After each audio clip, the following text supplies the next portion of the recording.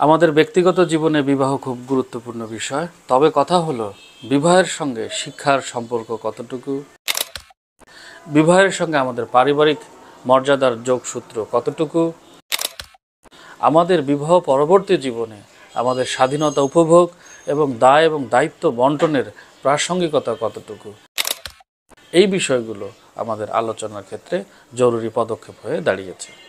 কথকে জানালে স্বাগত জানাচ্ছি। সম্প্রতি একটি বিষয় নিয়ে বারবার বিয়ে, সংসার, পারিবারিক জীবন এই বিষয়গুলো প্রাসঙ্গিক হয়ে উঠছে। সম্প্রতি একজন পুলিশ কর্মকর্তার আত্মহননের মধ্য দিয়ে আমাদের সমাজে পারিবারিক কাঠামোর প্রতি যে একটি বার্তা তিনি পৌঁছে দিলেন, সেটি আমাদের সকলের ভাবার দরকার আছে।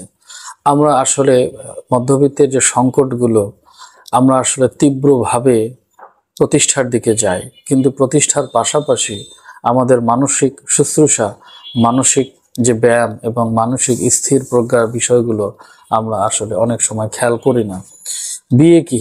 বিয়ে দুটো মানুষের একত্রে বসবাস, কিন্তু এই দুটো মানুষ তো দুটো জায়গা থেকে, দুটো পারিবারিক কাঠামো থেকে, দুটো বংশধারা থেকে একত্রে হচ্ছে। ফলে বিয়ের আগে আমাদের কিছু বিষয় একটু মাথায় রাখা দরকার। শিক্ষিত মানুষ অবশ্যই তিনি শিক্ষিত মানুষকে বিয়ে করবেন। এই শিক্ষা বলতে নানা মাত্রিক ব্যারোমিটার এখানে আছে। প্রথমত এই শিক্ষার বিষয়টা বয়সের দিকে খেয়াল করা উচিত। একজন মানুষ তার কাছাকাছি বয়সের মানুষকে বিয়ে করবেন, এবং একজন মানুষের কি করা উচিত, পরস্পরের পারিবারিক কাঠামো, প্রক্রিয়াগুলো দেখা উচিত। যে ছেলেটি সংসারের প্রতি, বাবা মায়ের প্রতি, পরিবারের ইল্ডারসন হোক, পরিবারের বড় সন্তানদের কথা বলছি, তাকে অনেক দায় দায়িত্ব পালন করতে হয়। পরিবারের বাবা মা, ভাই বোন, আত্মীয় স্বজন, ছোট ভাই বোন পড়াশোনা করছে, ফলে তাকে এমন একজন মানুষকে বিয়ে করা উচিত যে মেয়েটি পারিবারিক কাঠামোতে দায় দায়িত্ব পালন করছেন, খুব কাছ থেকে পরিবারের সদস্যদের দুঃখ কষ্ট সংকটগুলো দেখে আসছেন। ফলে যে মানুষটি নিজ পরিবারের সদস্যদের দায় দায়িত্ব গ্রহণ অর্থাৎ দায়িত্বশীলতার পরিচয় দিবেন, তিনি অবশ্যই আর একটি পরিবারে গিয়ে তেমনি করার চেষ্টা করুন। এটি হচ্ছে তার দীর্ঘদিনের নিজের পরিবার থেকে প্রাপ্ত ট্রেনিং।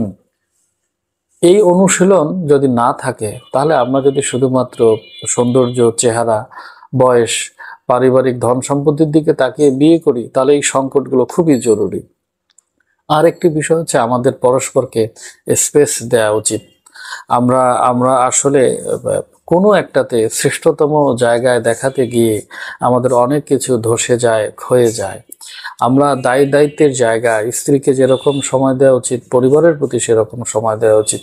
বাবা মারও বোঝা উচিত যে একটি সন্তান বড় হয়ে গেলে তার আলাদা পারিবারিক কাঠামো, তার পারিবারিক স্পেস, সেই বিষয়গুলোতে হস্তক্ষেপ না করা। আসলে শেষ পর্যন্ত আপনারা দেখবেন এই যে এত এত কমিউনিটি সেন্টার, সব জায়গায় আমরা দেখি আসলে লোক দেখানোর একটি প্রবণতা। হ্যাঁ, কন্যাপক্ষ দেখছেন কত উচ্চমার্গীয় চাকরি করছে ছেলে পক্ষ, সেখানে তারা যে কোনো মূল্যে বিয়ে দেওয়ার চেষ্টা করেন, কিন্তু সেই ছেলেটি, সেই পরিবারটি আপনার কন্যাকে, আপনার পরিবারকে সঠিক মূল্যায়ন করবেন কিনা, কিংবা সেই ছেলেটির সঙ্গে মেশার জন্য, বসবাস করার জন্য মানসিক পরিপক্কতা কিংবা শিক্ষাগত যোগ্যতা আছে কিনা, এই বিষয়গুলো কিন্তু একটু দেখা দরকার। আমি বলি কি, ছেলে মেয়ে দাম্পত্য জীবনে তখনই সুখী হবে যখন তারা শিক্ষা অর্জন করবে। শিক্ষা ছাড়া আসলে একটি ব্যত্যয় তৈরি হয়।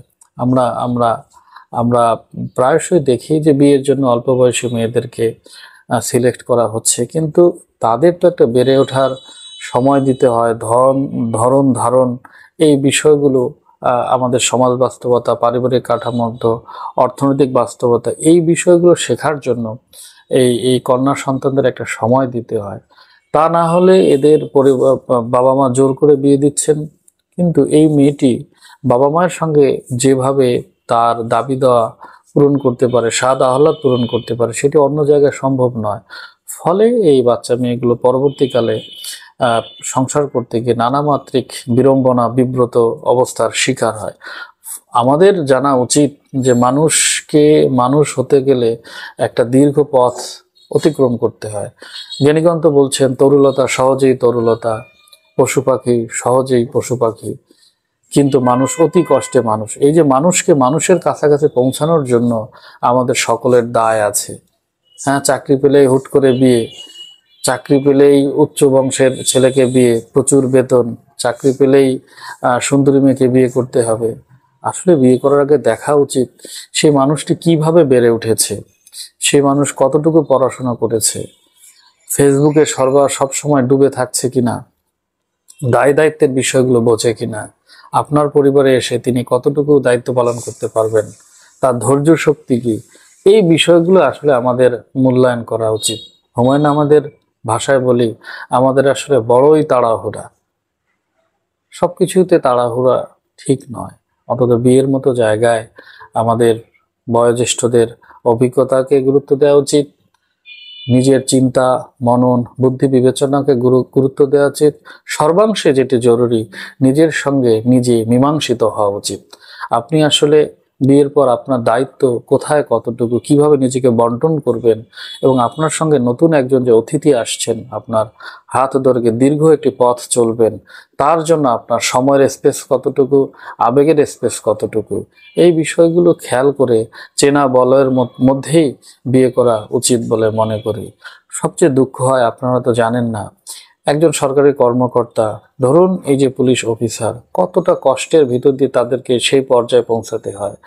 ট্রেনিং পিরিয়ড, পড়াশোনা, নানা মাত্রিক নানা ধাপে তাদেরকে ওই জায়গায় পৌঁছাতে হয়। তারা আসলে আমাদের জাতির অ্যাসেট।